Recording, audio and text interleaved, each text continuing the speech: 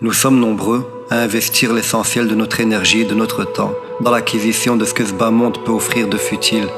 Pourtant, nous sommes tous destinés à quitter cet endroit et tout ce qui est ici-bas indique le fait incontestable que rien n'y est éternel.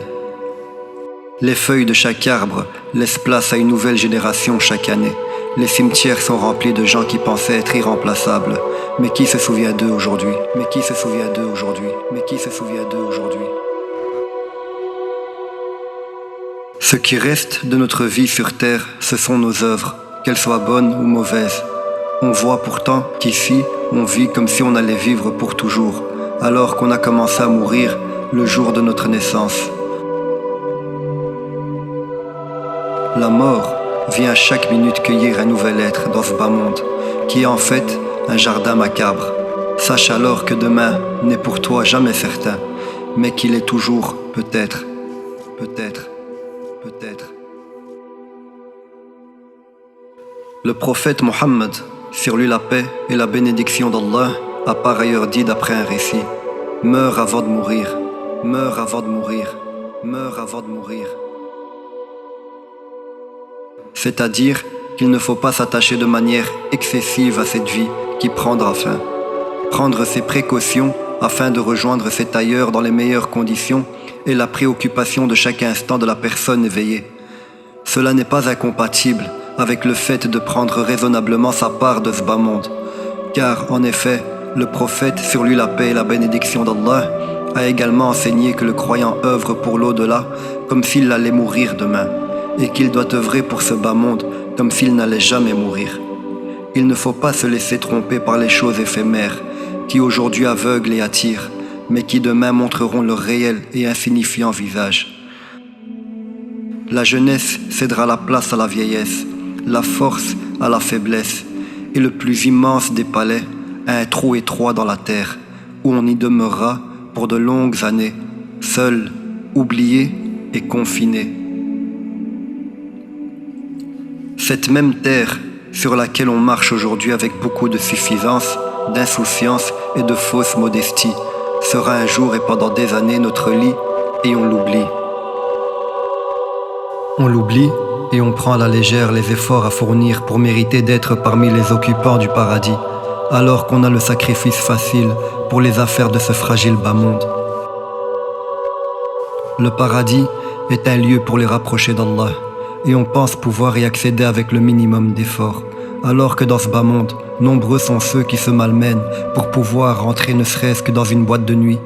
Sommes-nous sérieux? Sommes-nous sérieux? Sommes-nous sérieux? Sommes-nous sincères? Sommes-nous sincères? Sommes-nous sincères? En effet, les gens qui estiment la valeur de l'existence, de cette vie et de celui qui nous en a fait grâce sont extrêmement rares. Ils sont comparables aux rares étoiles que l'on peut encore observer dans notre ciel pollué. Pourtant, c'est malgré tout pour cette infime partie de l'humanité qu'Allah continue encore à faire apparaître le soleil chaque matin. Il souhaite accueillir le maximum de gens dans sa miséricorde infinie. Il est celui qui se suffit à lui-même, et c'est pourtant lui qui nous appelle à le rencontrer, tandis que l'être humain dans son ingratitude ignoble le snob, alors qu'il est quant à lui le démuni. Allah est un médicament pour le malade, un sourire pour celui qui est dans le chagrin, une nourriture pour celui qui a faim, et une compagnie pour celui qui souffre de solitude.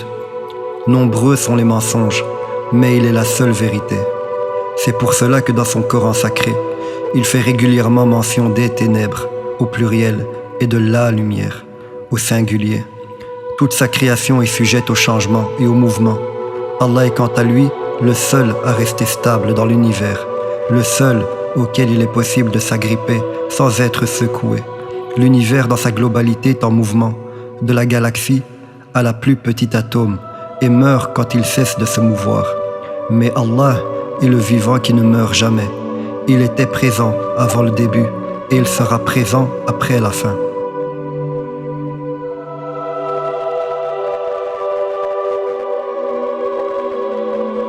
Beaucoup de gens ressentent un vide dans leur cœur, une tristesse qu'ils dissimulent ou pas.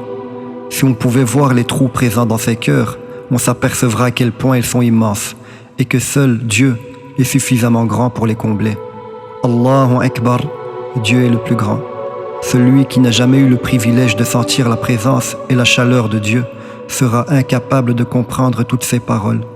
Quant à celui qui en a été gratifié un jour, sait de quoi je parle. La présence d'Allah, malgré le fait qu'elle soit inaccessible à l'œil, une fois qu'elle se fait sentir, rend toutes les autres compagnies insignifiantes. On se rend compte, dans ces moments, que le cœur voit mieux que les yeux. Je souhaite aux autres de pouvoir avoir la chance de connaître cela un jour, car après ça, ils ne pourront plus jamais dire « je ne crois que ce que je vois ». Comment continuer à croire que ce que l'on voit et prétendre être doté d'intelligence, tout en évoluant dans un monde où les choses qui nous sont invisibles à l'œil nu sont omniprésents. Dieu est la lumière qui permet de tout voir, mais qui ne se laisse pas regarder. Ouvrez vos yeux, mais ouvrez davantage votre cœur qui, malgré la dureté, peut s'adoucir avec le temps, la volonté et les actions qui y aident. Rappelle-toi d'Allah et il se rappellera de toi. Ne l'oublie pas et adore-le comme il se doit, avec modestie, sans orgueil et avec un cœur qui ouvre sa porte pour l'accueillir en son sein. Cherchons à le connaître, cherchez à le connaître, cherche à le connaître. N'est-il pas venu le temps pour toi de te tourner vers lui, de te tourner vers lui, de te tourner vers lui?